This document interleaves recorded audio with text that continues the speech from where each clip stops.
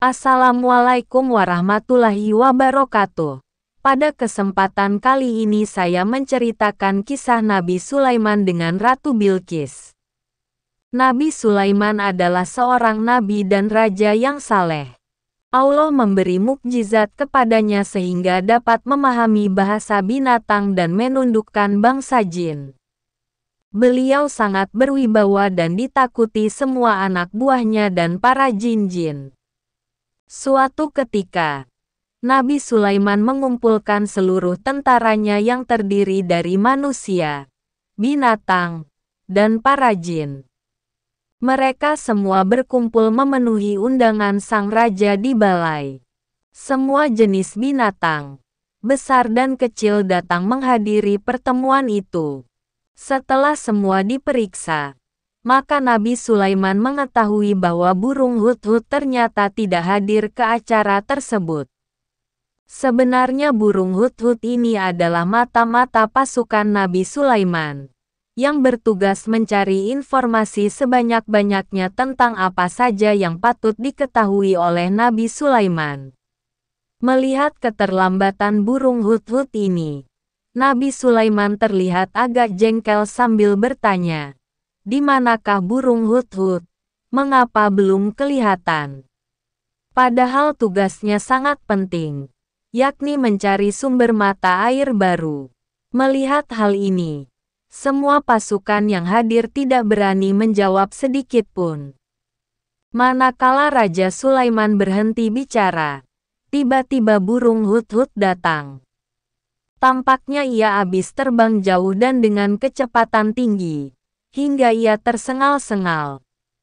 "Wahai hudhud, tidakkah kau sadari kesalahanmu? Apakah kau tidak tahu kalau sekarang aku mengadakan pertemuan tapi kau datang terlambat? Ampun wahai Nabi Allah, sesungguhnya aku baru saja mengadakan perjalanan jauh sampai ke suatu negeri yang engkau tidak pernah mengetahuinya. Negeri ini bernama Kerajaan Saba. Kerajaan ini diperintah oleh seorang wanita. Keadaan negeri ini sangat makmur. Namun sayang, mereka menyembah matahari." Kata burung hudhud menceritakan pengalamannya kepada Nabi Sulaiman. Tetapi Nabi Sulaiman tidak serta-merta mempercayai kabar tersebut. Untuk membuktikan kebenaran dari ucapan burung hudhud, Nabi Sulaiman menuliskan surat dan meminta burung hudhud untuk mengirimkannya kepada sang ratu penguasa negeri Saba yang bernama Ratu Bilqis. Karena untuk bisa sampai ke negeri Saba, burung hudhud harus menerjang hembusan angin yang sangat kencang. Maka burung hudhud meminta kepada Raja Sulaiman untuk membungkus surat itu dalam sampul emas yang tahan terhadap angin. Dan akhirnya terbanglah burung hudhud menuju kerajaannya Ratu Bilqis. Tibalah burung hudhud di negeri Saba. Sesampainya di sana, diam-diam burung hudhud menjatuhkan surat itu tepat mengenai kepala sang ratu hingga membuatnya terbangun. Ia membuka sampul surat itu dan membacanya. Surat ini dari Sulaiman dan sesungguhnya surat berbunyi, "Dengan nama Allah, Maha Pemurah dan Maha Penyayang, bahwa janganlah kamu sekalian sombong terhadapku dan datanglah kepadaku sebagai orang-orang yang berserah diri." Quran Surat An-Naml ayat 30-31. Itulah kalimat awal pembuka yang ditulis Sulaiman. Selanjutnya sang raja menambahkan untuk mengajak Ratu Bilqis untuk masuk Islam dan menghentikan cara ibadah menyembah matahari. Setelah membaca surat itu, Ratu Bilqis mengadakan pertemuan dengan para menterinya untuk membicarakan bagaimana menghadapi sikap raja lain yang berani mencegah kerajaan Saba menyembah matahari. Semua itu diperhatikan oleh burung hudhud tanpa tertinggal sedikit pun, dan ia jadikan sebagai bahan laporan kepada Raja Sulaiman.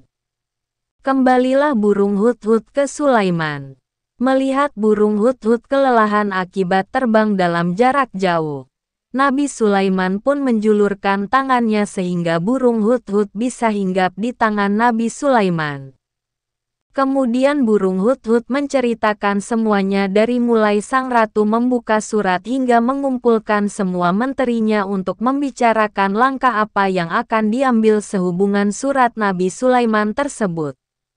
Sang ratu meminta saran yang terbaik dari para menterinya. Rupanya sang ratu merasa khawatir bila Sulaiman beserta bala tentaranya akan menyerang negeri Saba.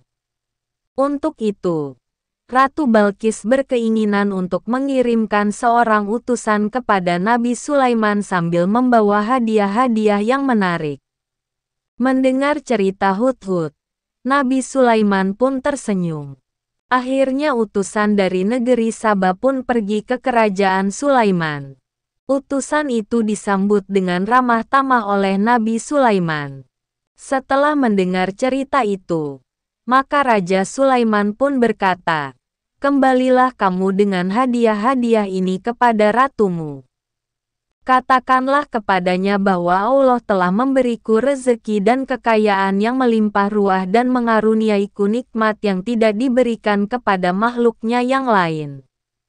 Selain itu aku telah diutus sebagai nabi dan rasul dan dianugerahi kerajaan yang luas serta kekuasaanku meliputi manusia, jin dan binatang-binatang." Utusan Ratu Balkis segera kembali ke negerinya dan langsung menemui ratunya. Sementara sang ratu terperanjat mendengarkan cerita tentang kerajaan Sulaiman dan utusannya. Diam-diam Ratu Balkis sangat ingin melihat dari dekat bagaimana kerajaan Sulaiman. Dalam hatinya ingin menaklukkan dan menguasai kerajaan Nabi Sulaiman. Pada saat yang ditentukan, Ratu Balkis membawa laskarnya yang terpilih. Mereka berangkat menuju kerajaan Sulaiman. Sementara itu mata-mata kerajaan Sulaiman yang terdiri dari para jin memberitahukan kepada sang raja bahwa tak lama lagi Ratu Balkis akan datang bersama laskar pilihannya. Maka Raja Sulaiman mengumpul para jin dengan maksud memberi tugas penting kepadanya. "Siapa yang bisa memindahkan singgasana Ratu Balkis?" tanya Nabi Sulaiman. "Saya sanggup memindahkannya sebelum Tuan berdiri dari tempat duduk," jawab Jin Ifrit. "Kalau saya sanggup memindahkannya sebelum mata Tuan berkedip," kata orang saleh dari kaum Nabi Sulaiman. Pada saat itu juga singgasana Ratu Balkis sudah berada di depan Nabi Sulaiman. Melihat hal itu, Nabi Sulaiman langsung bersungkur sujud dan bersyukur kepada Allah atas kekuasaan Allah yang telah diperlihatkan kepadanya. Beliau pun memerintahkan bangsa jin untuk membangun sebuah istana yang sangat indah. Lantainya terbuat dari kristal bening, dindingnya dari kayu cendana yang harum.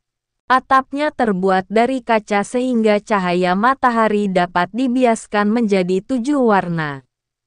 Beliau memerintahkan agar pembangunan istana itu diselesaikan sesegera mungkin sebelum Ratu Balkis datang. Tibalah Ratu Balkis di kerajaan Sulaiman. Ia menyarankan agar para laskar yang mengawalnya cukup berhenti di luar kota untuk menjaga hal-hal yang tidak diinginkan. Ratu Balkis hanya dikawal beberapa orang pembesar memasuki istana Raja Sulaiman.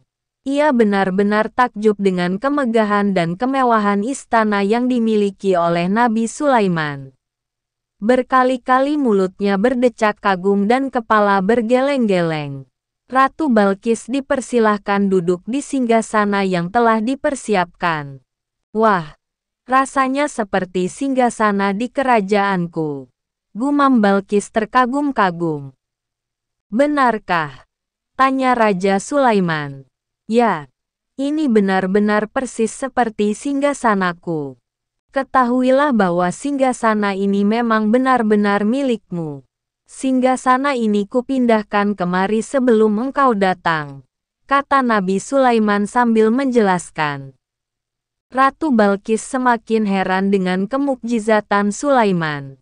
Akhirnya di saat itulah dia menyatakan beriman kepada Allah dan meninggalkan cara lama, yakni kebiasaan menyembah matahari. Mendengar pernyataan ini, Raja Sulaiman senang hatinya. Ia lalu mengajak Ratu Balkis berkeliling-keliling istana.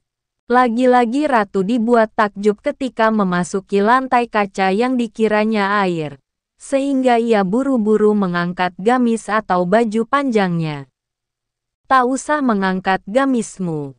Ini bukan air, tetapi hanya lantai kaca," kata Nabi Sulaiman sambil tersenyum. Semenjak itulah antara Kerajaan Saba dan Kerajaan Sulaiman bekerja sama dengan baik, karena seiman dan seagama. Ratu Balkis mengharuskan rakyatnya memeluk agama Nabi Sulaiman alaihi salam, yaitu agama Islam. Akhirnya Ratu Balkis yang cantik itu pun diperistri oleh Nabi Sulaiman, dan kerajaan dijadikan satu. Mungkin cukup sekian, jika ada salah kata saya memohon maaf yang sebesar-besarnya. Wassalamualaikum warahmatullahi wabarakatuh.